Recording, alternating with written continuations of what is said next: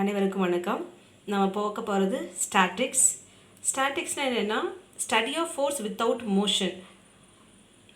ஒரு பொருள் ஓய்வு நிலையில் இருக்கும் பொழுது, அதாவது இயங்காத நிலையில் இருக்கும்போது அதன் மீது செயல்படுகின்ற அந்த விசைகளை பற்றி படிக்கிற படிப்பு தான் உங்களுக்கு ஸ்டாட்டிக்ஸ். ஓகேவா? அப்போ முதல்ல இது நம்ம படிக்கிறது முன்னாடி நியூட்டன்ஸ் லாஸ்லாம் என்னென்னு பார்க்க போகிறோம். அதாவது நியூட்டனோட விதிகள், இயக்க விதிகள் பார்க்க போகிறோம். மொத்தம் 3 லா இருக்குது. இது 2 மார்க் கொஷனில் கேட்குறாங்க, சில டைம் 5 மார்க் கொஷின் கேட்குறாங்க. State Newton's law of motion. அதே போல் இந்த விதிகள் பார்க்கும்போது நியூட்டன் முதல் விதி சொல்லு, 2ஆம் விதியை வரையறு, 3ஆம் விதி வரையறுன்னு தனித்தனியாகவும் கேட்குறாங்க. ஸ்டேட் த லாஸ்னால் 3 லா எழுதணும். ஸோ அந்த ஆர்டர்லேயே ஞாபகம் வச்சுக்கோங்க. இப்போ நியூட்டனோட முதல் விதி பார்க்க போகிறோம்.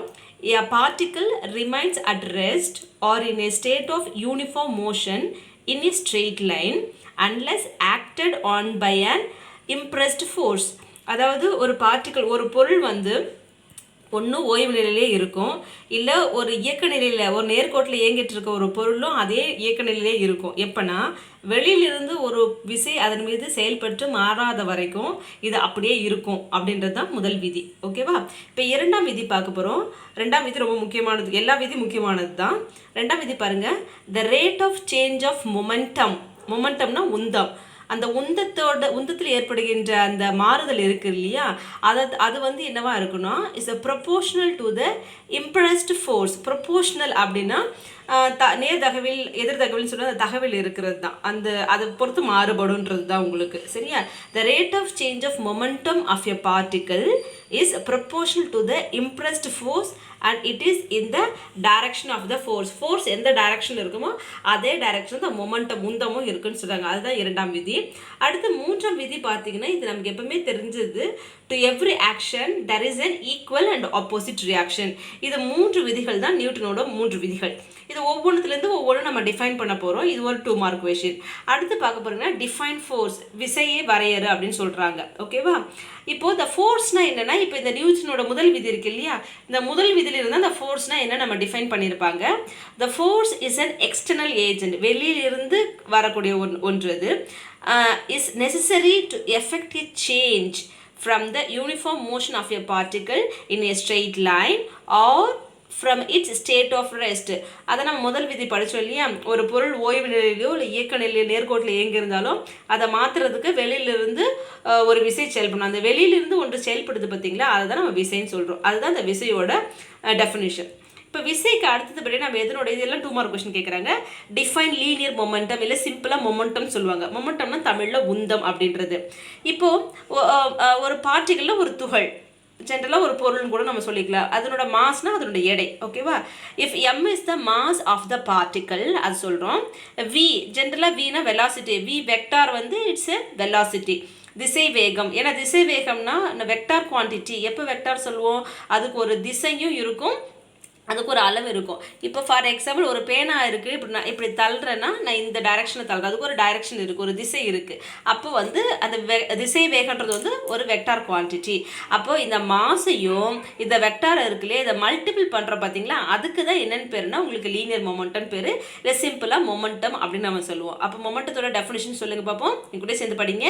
If m is the mass of the particle and v vector its velocity, then m into v vector is called the linear momentum or simpler momentum of the particle. அப்போ மொமெண்டத்துக்கு நம்ம என்ன சொல்லலாம், மாஸ் இன்டு வெலாசிட்டி. ஓகேவா? இப்போ இந்த வெலாசிட்டியே பாருங்கள், இந்த v vector சொல்றது பதிலாக வேறு விதமாக எப்படி ரெப்ரசென்ட் பண்ணலாம். ஏன்னா இது 2 மார்க் கொஸ்டின் கேட்டால் நீங்கள் இது வரைக்கும் எழுதினா போதும். ஓகேவா? இந்த நோட் அடுத்து நம்ம கான்செப்ட் புரிஞ்சுக்கிறதுக்கு. இப்போ R vector is the position vector of the particle. நம்ம ஏற்கனவே படிச்சிருப்போம். எக்ஸ் ஆக்சிஸ், ஒய் ஆக்சிஸ், ஆர்னு ஒரு வெக்டர் இருந்தால் அந்த ஓலேருந்து ஆருக்குள்ள அந்த ரேடியஸ் வெக்டார் எடுப்போம். அந்த டிஸ்டன்ஸ் தான் ஆர், அந்த டைரக்ஷன் வச்சு தான் நம்ம ஆர் வெக்டார் எழுதுவோம் இல்லையா, அதுதான் இது. If R vector is the position vector of the particle, then வெலாசிட்டியில் இந்த பொசிஷன் வெக்டர்லேயே ஏற்படுற சேஞ்சு தான் வெலாசிட்டி. அப்போ dr/dt. அப்போ ஆர் வெக்டார் டாட் வெலாசிட்டி. இந்த வெலாசிட்டியில் திருப்பி ஏற்படுற ரேட் ஆஃப் சேஞ்ச் தான் ஆக்சலரேஷன், அதுதான் முடுக்கம் நம்ம சொல்லுவோம். அப்போ இந்த ஆர் வெக்டர் டாட் திருப்பி நம்ம டிஃப்ரென்ஷியேட் பண்ணுறோன்னா R vector double dot acceleration. அப்போ வெலாசிட்டினா வி வெக்டார் சொல்லலாம், அது R vector dot first derivative. Acceleration இது செகண்ட் 2 டைம் பண்ணுறது. அப்போ லீனியர் மொமெண்டம் நம்ம என்ன சொல்கிறோம், மாஸ் இன்ட்டு வெலாசிட்டி சொல்கிறோம் இல்லையா, velocity V vector m into V vector சொல்கிறோம். அப்போ வி வெக்டார் பதிலாக பொசிஷன் வெக்டர் நம்ம எப்படி எழுதலாம், ஆர் வெக்டர் டாட் எழுதலாம். அப்போ linear momentum equal to m into R vector dot. இப்போ விசையை எப்படி அளவிடுறது அப்படின்னு நம்ம பார்க்க போகிறோம். ஃபோர்ஸ் எப்படி அளவிடுறது. இப்போ from the Newton second law என்னது, rate of change of momentum அந்த ப்ரொபோஷனல் தான் இப்படி போடுவோம். இது நீங்கள் ப்ளஸ் டூவில் படிச்சிருப்பீங்க, +1 +2 ஃபிசிக்ஸில் படிச்சிருப்பீங்க. Proportional to force. அப்போ ப்ரொபோஷனல் அப்படின்னா திஸ் இஸ் ஈக்குவல், இந்த ஃபோர்ஸோட ஏதோ ஒரு கான்ஸ்டன்ட் மல்டிபிள் பண்ணால் வர்றது தான் இது. அந்த கான்ஸ்டன்ட் என்ன வேணாலும் இருக்கலாம், ஒரு பாசிட்டிவ் ஒரு கான்ஸ்டன்ட், அது கே நம்ம இங்கே எடுத்துக்கிறோம். புரியுதா? அப்போது rate of change of momentum is proportional to force. ப்ரொபோஷனல்னா மல்டிபிளில் வர்றது, அதுவே இன்டைரக்ட்லி ப்ரொபோஷனல்னா அதனோட ரெசிப்ரோக்கலில் வரும். அப்போ இது ஈக்குவலைட் பண்ணும்போது ஒரு கான்ஸ்டன்ட்டை மல்டிபிள் பண்ணிப்போம். ரேட் ஆஃப் சேஞ்ச்னா டிஃப்ரென்ஷியேட் பண்ணுறோம். Rate of change D by DT. Momentum நம்ம என்ன பார்த்தோம் முன்னாடி, எம் இன்ட்டு வெலாசிட்டின்னு பார்த்தோம் இல்லையா, அது ஆர் வெக்டார் டாட். அந்த டிடினா அந்த ஆரை வந்து டீயை பொறுத்து டிஃப்ரென்ஷியேட் பண்ணுறோம். அப்போ இது அகைன் நம்ம டிஃப்ரென்ஷியேட் பண்ணுற M constant, R vector dot differentiate பண்ணால் R vector double dot equal to இங்கே அப்படி தான் இருக்கும். அப்போ M R vector double dot equal to K into F vector, இல்லை ஆர் வெக்டர் டபுள் டாட்டுக்கு பதிலாக நம்ம ஆக்சலரேஷன் ஏ வெக்டார்னு சொல்லலாம் ஈக்குவல் டு. ஓகேவா? இப்போ நம்ம என்ன பண்ண போனால் யூனிட் ஃபோர்ஸ் எடுக்க போகிறோம். அதாவது ஃபோர்ஸ், இந்த ஃபோர்ஸ் வந்து ஒரு அலகுன்னு எடுத்தோன்னா அப்போ இது ஒன்று, இது ஃபுல்லாக யூனிட் ஃபோர்ஸ் ஒன்றா இருந்தால் அப்போ கண்டிப்பாக நமக்கு என்ன இருக்கும், மாஸும் ஒன்றா தான் இருக்க முடியும், ஆக்சலரேஷனும் ஒன்றா தான் இருக்க முடியும். அப்போ மாஸ் ஆக்சலரேஷன் ஒன்று, யூனிட் ஃபோர்ஸும் ஒன்றுனா அப்போ கே ஆப்வியஸாக என்ன தான் இருக்க முடியும், ஒன்றா இருக்க முடியும். அப்போ யூனிட் ஃபோர்ஸ் அப்படின்னு நம்ம எடுத்து டிஃபைன் பண்ணுறோம். எஃப் வெக்டர் ஈக்குவல் டு நமக்கு என்ன வரும், M into A vector. Or வேறு விதமாக எப்படி சொல்லலாம், F vector equal to M into R vector double dot. இது வெக்டார் ஃபார்ம். இதுவே ஸ்கேலார் ஃபார்ம்ல என்ன, வெக்டார்னாவே நமக்கு என்ன இருக்கும், அதுக்கு என்ன அளவு இருக்கும், திசை இருக்கும். வெறும் என்ன அளவு மாடுலஸ் மட்டும் எடுத்துனா அதுவே ஸ்கேலார் ஃபார்ம்ல எப்படி நம்ம எழுதலாம், எஃப் ஈக்குவல் டு எம்ஏ. இது வெக்டார் இல்லை ஸ்கேலார். இந்த மாடுலஸ் எஃப் வெக்டார் தான் எஃப், எம் வந்து மாடுலஸ் ஏ வெக்டார் தான் ஏ. ஓகேவா? ஸோ இதுதான் வந்து நம்ம வந்து என்னது, இது உங்களுக்கு ஃபோர்ஸை எப்படி நம்ம அளவிடுறது நியூட்டன் செகண்ட் லாலேருந்து நம்ம அது கண்டுபிடிச்சிருக்கோம். ஓகேவா? இப்போ இதுலேருந்து ஒரு 2 மார்க் கொஷின். என்ன கொஷின்னா, write the equation of motion. எது ஈக்குவேஷன் ஆஃப் மோஷன், இதுதான் F vector equal to M into R vector double dot. அப்போ இது எம்னா என்ன, ஆர்னா நம்ம என்னன்னு சொல்லணும் இல்லையா, அதை சொல்ல போகிறோம். எப்படி சொல்லலாம், if M is the mass and R vector is the position vector of a particle. பார்ட்டிகல்னா ஒரு துகள். ஓகேவா? then the equation of motion is m r vector double dot தோ இருக்கு பாருங்க, m r vector double dot equal to f vector or m into a vector equal to f vector. இது vector form. இதுவே scalar ஃபார்ம்னா f equal to ma. Sometime இப்படி கேட்கலாம், write down the equation of motion in scalar form கேட்டாலும் நீங்கள் இப்படி எழுதி தரணும் உங்களுக்கு. சரியா? இப்போ விசைனா ஃபோர்ஸ்னா என்னென்னு பார்த்துட்டோம், நியூட்டன் லா என்னென்னு பார்த்தோம். ஓகேவா? இப்போ இது ஒரு 2 மார்க் கொஸ்டின் கேட்குறாங்க. Write the types of forces, என்னென்ன வகையான விசைகள் இருக்குது அப்படின்னு கேட்குறாங்க. ஒன்று வந்து எர்த்ஸ் கிராவிடேஷன், அதாவது புவியீர்ப்பு விசைன்னு சொல்லுவோம் இல்லையா, அது. டென்ஷன் அப்படின்னா உங்களுக்கு வந்து அந்த இழு விசைன்னு சொல்லுவாங்க பார்த்தீங்களா, இந்த ராட்டினை பிடிச்சி இழுக்கிறோம் இல்லையா, எது இருந்தாலும் இழுப்பு, இந்த கை இழுத்தலாம் பிடிச்சி இழுப்பில்ல, அந்த மாதிரி வர விசை தான் இழு விசை. ரியாக்ஷன்னா எதிர்வினை, ஒரு வினைக்கு எதிராக இருக்கிற இன்னொரு வினை, ஒரு விசைக்கு ஆப்போசிட்டாக இருக்கிறது. அது என்ன நம்ம பார்ப்போம், அந்த டெஃபினேஷன் பார்ப்போம். இந்த 3 பற்றி மட்டும் தான் நம்ம இந்த யூனிட்டில் படிக்க போகிறோம். என்னென்ன சொல்லுங்கள், எர்த் கிராவிடேஷன், டென்ஷன், ரியாக்ஷன். ஆனால் இது இல்லாமல் இன்னும் கொஞ்சம் ஃபோர்ஸஸ்லாம் இருக்குது. ரெசிஸ்டன்ஸ், அந்த மின்சாரத்தில் படிக்கிறது இது. எலக்ட்ரோ மேக்னெட்டிக், காந்த விசை, மின்காந்த விசை, மேக்னட்டோஸ்டாட்டிக், மின்காந்த விசை, காந்த விசை அப்படிலாம் படிக்கிறோம் இல்லையா, இதில் அந்த விசைகள். ஆனால் இதை பற்றிலாம் நம்ம இங்கே படிக்க போகிறது கிடையாது. அப்போ என்னென்ன டைப்ஸ் ஆஃப் ஃபோர்ஸஸுக்கு மொத்தம் 6 இருக்குது. என்னென்ன சொல்லுங்கள், earth's gravitation, tension, reaction, resistance, electromagnetic, magnetostatic. ஆனால் நாம் எதை பற்றி தான் படிக்க போகிறோம், இது 3 பற்றி தான் நம்ம படிக்க போகிறோம். அப்போது இதெல்லாம் தனித்தனியாக 2 மார்க் கொஸ்டின் கேட்குறாங்க. டிஃபைன் எர்த்ஸ் கிராவிடேஷன், இல்லை கிராவிடேஷனல் ஃபோர்ஸ் கூட சிம்பிளாக கேட்பாங்க. அதை நியூட்டன்ஸ் லா ஆஃப் கிராவிடேஷன் இதை நம்ம டிஃபைன் பண்ணுறோம். 2 particles attract each other with a force of attraction whose magnitude, அதனோட என்ன அளவு இதுன்னு அர்த்தம். சரியா? Gamma into m1 into m2 by r square. அப்போ இந்த m1 m2னா என்னென்னா, இங்கே 2 பார்ட்டிகல் சொல்லுவோம் இல்லையா, ஒரு பார்ட்டிகளோட மாஸ் m1, இன்னொரு பார்ட்டிகளோட மாஸ் m2. மாஸ்னால் நம்ம எடை நீங்கள் சொல்கிறோம் இல்லையா, அதுதான். ஓகேவா? அது வெயிட்டு நம்ம சொல்கிறோம், அது கூட சொல்லிக்கலாம். ஓகே, அது இருக்குது. இந்த ஆர் வந்து என்னென்னா, இந்த 2 பார்ட்டிகளுக்கு உள்ள டிஸ்டன்ஸ். அந்த டிஸ்டன்ஸ் இப்போ படம் வரைஞ்சி நான் காமிச்சிருக்கேன், நான் காமிக்கிறேன் அப்புறம்.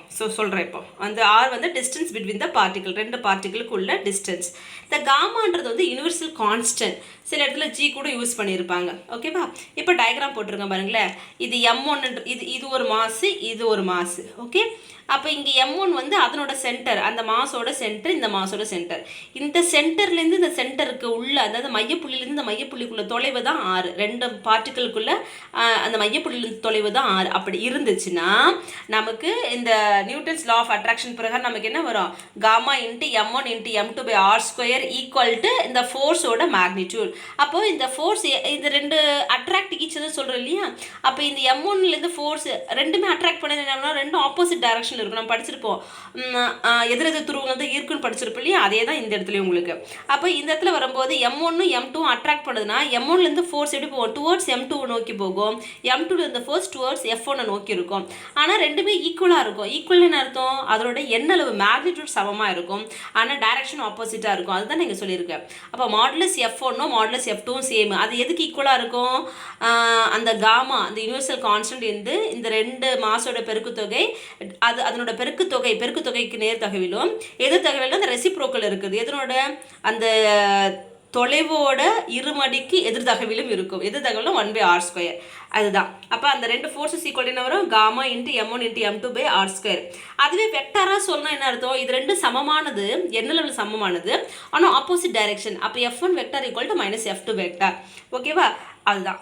இப்போ இந்த எர்த் கிராவிடேஷன் இல்லை டிஃபைன் எர்த் கிராவிடேஷனல் ஃபோர்ஸ்னால் நீங்கள் இது வரைக்கும் எழுதினா மட்டும் போதும். இதெல்லாம் இந்த கான்செப்ட் உங்களுக்கு புரிஞ்சதுக்காக சொல்லியிருக்கேன்.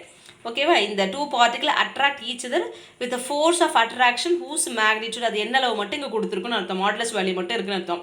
Gamma into m1 m2 by r square.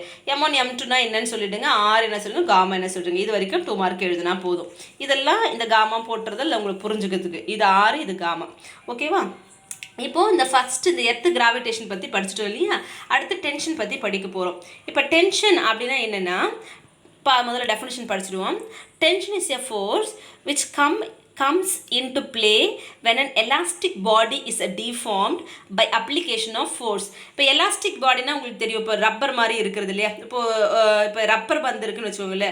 Rubber பந்து இருக்குன்னா நம்ம இந்த பாம் வச்சு விளையாடுவோம் இல்லை, இந்த ஸ்மைலி பாலில் வச்சு விளையாடுமே. அந்த பந்தை அமுக்கி நம்ம விட்டுனா நமக்கு என்ன ஆகும்? திருப்பியும் அது பழைய ஃபார்முக்கே வரும். சரியா? அந்த பழைய ஃபார்முக்கு வரும்போது ஒரு அழுத்தத்தோடு தானே வெளியே வரும். நீங்கள் பந்தை அமுக்கி விட்டுருக்கீங்களா, ஒரு ஃபோர்ஸோடு தான் வரும். அந்த டிஃபார்ம்னா திரும்பி அந்த மறு உருவுக்கு வர்றது. அப்போ வெளியே வர்ற அந்த ஃபோர்ஸ் தான் நம்ம டென்ஷன் சொல்கிறோம் நம்ம. சரிங்களா? இப்போ அந்த டென்ஷன் வந்து ஒரு டெஃபினிஷன், அது ஒரு லா இருக்குது, அது ஹூக்ஸ் லான்னு பேர். டிஃபைன் ஹூக்ஸ் லா. இது ஒரு 2 மார்க் கொஷின். ஓகேவா? அப்போ டென்ஷன் அந்த இழு விசைன்னு சொல்கிறோம் இல்லையா? அந்த tension of an elastic string. Elastic ஸ்ட்ரிங்குன்னா உங்களுக்கு நீங்கள் கிட்டத்தட்ட ரப்பர் பேண்ட் எடுத்துக்கோங்களேன். Elastic string or a spiral spring. Spiral ஸ்ப்ரிங்னா நம்ம பேனாக்குள்ள அந்த ஸ்ப்ரிங் மாதிரி வச்சுருப்போம்ல, அந்த ஸ்ப்ரிங் மாதிரி இருக்கிறத நிறைய இடத்துல பார்த்துருப்பீங்க. இந்த சைக்கிளில் அந்த சீட்டு கீழே இருக்கும் உங்களுக்கு. அதே போல் பைக்கில் முன்னாடி இந்த 2 வீலர் ஓட்டும் போது முன்னாடி அந்த சஸ்பென்ஷன் இருக்கும் பார்த்தீங்களா? அதெல்லாம் அந்த ஸ்ப்ரிங் பேட்டர்னில் தான் இருக்கும். அதெல்லாம் ஸ்பைரல் ஸ்ப்ரிங்கு. வேரிஸ்னா அது எந்த அளவுக்கு மாறுபடுதுன்னு சொல்கிறோம். ஓகேவா?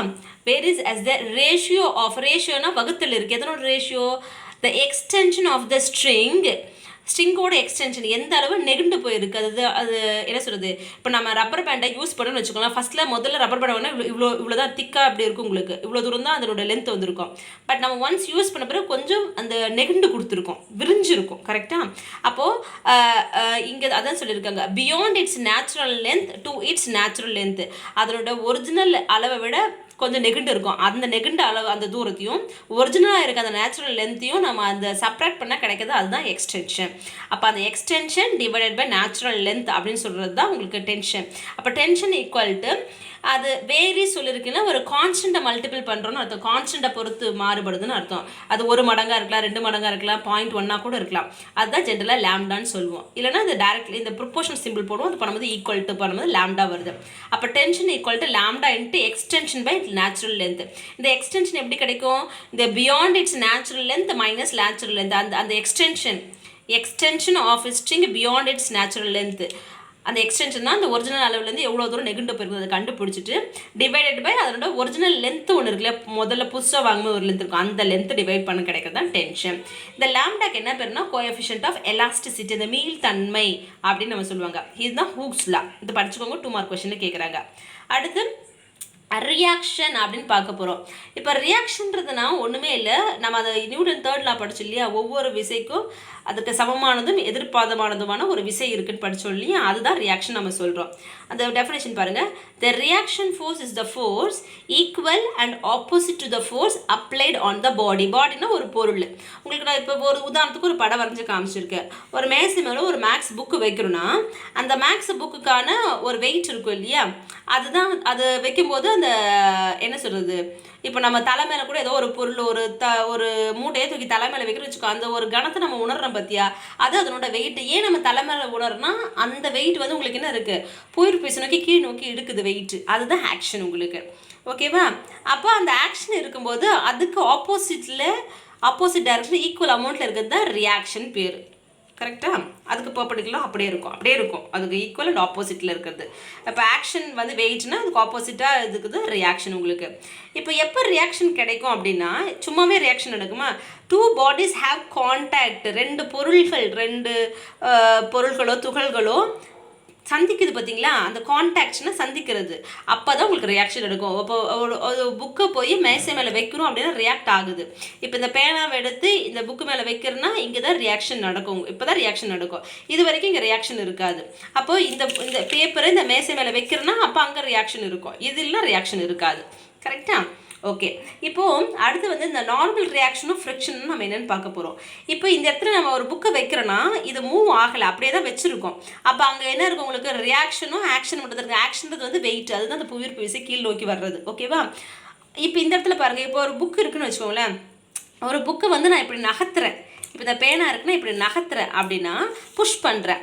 அந்த புஷ் பண்ணும்போது நமக்கு அந்த உராய்வும் இல்லையா, அதுதான் ஃப்ரிக்ஷன் ஃபோர்ஸ். இந்த ஃப்ரிக்ஷன் என்னென்னா, நம்ம எந்த பக்கம் தள்ளுறோமோ அதுக்கு ஆப்போசிட் டைரக்ஷனில் ஃப்ரிக்ஷன் இருக்கும். ஓகேவா? அப்போ புஷ்ஷிங் வந்து நம்ம ஒரு ஃபோர்ஸ் கொடுக்குறோம், அது ஆப்போசிட்டில் ஃப்ரிக்ஷன் ஃபோர்ஸ் இருக்குது. ஆனால் இந்த நார்மல் ரியாக்ஷன் ஃப்ரிக்ஷன் எப்போ வரும்னா, ஒரு ஆக்ஷனுக்கு ஆப்போசிட்டாக வர்றது தான் ரியாக்ஷன். இந்த ரியாக்ஷன் தான் 2 காம்போனண்ட்டாக பிரியுது. எப்போ பிரியும்னா, அந்த பார்ட்டிகல் மூவிங்கில் இருக்கும்போது தான் பிரியும். ஃபார் எக்ஸாம்பிள் இங்கே சொல்லியிருக்கேன் பாருங்கள், இப்போ ஒரு கார் வந்து ஒரு ஸ்லோப்பில் இறங்குது, ஸ்லோப்னா இப்போ பாலத்துலேருந்து மேலேருந்து கீழே இறங்குதுன்னு வச்சுக்கோங்களேன். இப்போ இறங்குது அப்படின்னா அந்த காரோட வெயிட்டு அதனோட அந்த மையப்புள்ளி சென்டர் ஆஃப் கிராவிட்டிலேருந்து உங்களுக்கு கீழே ஒரு வெயிட் கீழே வர்றது. சரியா? அப்போ கார் கீழ் நோக்கி இப்படி இறங்குது அப்படின்னா அதுக்கு ஆப்போசிட் டைரக்ஷன் அந்த ஃப்ரிக்ஷன் ஃபோர்ஸ் இருக்கும், அந்த உராய் விசை இருக்கும். இப்படி கார் இப்படி இறங்குதுன்னா அதுக்கு ஆப்போசிட் டைரக்ஷன் ஃப்ரிக்ஷன் ஃபோர்ஸ் இருக்கும். ஓகேவா? அப்போது இப்போ இந்த காரோட வெயிட் இருக்குன்னா இந்த வெயிட் இப்படி இது கீழே இருக்குன்னா அதுக்கு ஆப்போசிட் டைரக்ஷன் தான் உங்களுக்கு என்ன இருக்கும், உங்களுக்கு இதுக்கு ஆப்போசிட் டைரக்ஷன். சப்போஸ் இப்படி இருக்குன்னா இப்படி தான் உங்களுக்கு அந்த ரியாக்ஷன் இருக்கும். அந்த ரியாக்ஷன் தான் 2 காம்போனண்ட்டாக பிரியுது. என்னவா பிரியுதுன்னா, ஒன்று நார்மலும் ஒன்று ஃப்ரிக்ஷனாக பிரியுது. ஓகேவா? அந்த நார்மல் ரியாக்ஷன் எப்படி இருக்குன்னா, அந்த பொருளுக்கு டேரெக்டாக பர்பெண்டிகுலர், அந்த பாயிண்ட் ஆஃப் கான்டாக்ட்லேருந்து பர்பெண்டிகுலராக இருக்கும். இந்த மூவிங் டைரக்ஷனுக்கும் ஆப்போசிட் டைரக்ஷனாக ஃப்ரிக்ஷன் இருக்கும். இப்போ உதாரணத்துக்கு இந்த ஃப்ரிக்ஷன் நம்ம வேறு எங்கெல்லாம் பார்த்தோன்னா, இப்போ நம்ம செருப்பு வழக்கமாக யூஸ் பண்ணணும்னு வச்சுக்கலாம், எப்படி நடக்கணும், இப்படி முன்னோக்கி தான் நடப்போம். இப்போ நடக்கும்போது ஒரு முன்னாடி தேஞ்சிருக்கும், இங்கே பின்னாடி தேஞ்சிருக்கும். முன்னாடி வந்து இப்படி தேஞ்சிருக்கும், பின்னாடியும் பார்த்தீங்கன்னா நம்ம இப்படி போகும்போது இப்படி தேஞ்சிருக்கும். ஸோ அதுக்கு ஆப்போசிட் டைரக்ஷன் தான் தேஞ்சிருக்கும். அதே போல் இந்த ப்ரஷ் கூட பாருங்களேன், நம்ம பல் விளக்கும் போது நம்ம எந்த டைரக்ஷன், இப்போ முன்னாடி தான் முதல்ல தேஞ்சிருக்கும், முன்பகுதி தான் தேஞ்சிருக்கும். ஏன்னா அந்த டைரக்ஷன் தான் படுது உங்களுக்கு. இப்போ அந்த ஆப்போசிட் டைரக்ஷன் தான் தேஞ்சிருக்கும். இப்படி தேய்க்கிறோன்னா அந்த விரிசலை இப்படி தான் தேஞ்சிருக்கும். பார்த்துருப்பீங்க நீங்கள், நம்ம எப்படி யூஸ் பண்ணுறோமோ அதுக்கு ஆப்போசிட்டில் தான் தேஞ்சிருக்கும். ஃபார் எக்ஸாம்பிள் இப்போ இந்த ப்ரஷ் பாருங்களேன், இந்த ப்ரஷ் நான் இப்படி தான் போட்டு வாஷ் பண்ணுறேன் அப்படின்னா அந்த ஆப்போசிட் டைரக்ஷன், நான் எப்படி கழுவுறேன்னா இதுக்கு ஆப்போசிட் டைரக்ஷனில் அது தேஞ்சிருக்கு. இப்படி யூஸ் பண்ணுறேன், இப்படி ப்ரஷ் பண்ணும்போது ஆப்போசிட் டைரக்ஷன் தான் இருக்கும், அதுதான் தேஞ்சிருக்கும் உங்களுக்கு. ஓகேவா? ஓகே. அப்போ ஃப்ரிக்ஷன் எப்போ கிடைக்குதுன்னா, எப்போல்லாம் அந்த ஃபோர்ஸ், இப்போ ஃப்ரிக்ஷன் எப்போ கிடைக்குன்னா, அந்த பார்ட்டிகல் மூவ் ஆகும்போது, ஒரு மூவிங் பாடி இருக்கும்போது தான் ஃப்ரிக்ஷன் கிடைக்கும். அப்போ இங்கே இந்த மேக்ஸ் புக்கு மூவ் ஆகல, இங்கே ஃப்ரிக்ஷனே இருக்காது. ஓகேவா? ஃப்ரிக்ஷனுக்காக அவசியமே இருக்காது. அதே போல் ரெண்டுமே ஸ்மூத்தாக இருந்துச்சு. இப்போ புக்கு வழுவழுன்னு புக் இருக்குது, மேசையும் வழுவழுன்னு இருக்குன்னா நம்ம தேய்க்கும் போது ஃப்ரிக்ஷனே இருக்காது, உங்களுக்கு 0 ஆகிடும் ஃப்ரிக்ஷன். ஓகே? அப்போ ஃப்ரிக்ஷன் என்னென்னா, friction is a force between 2 surfaces that are sliding, வழுக்கிட்டு வருது இல்லை, அந்த நகர்றது, or trying to slide across each other. அப்போ தான் நமக்கு ஃப்ரிக்ஷன் கிடைக்கும்.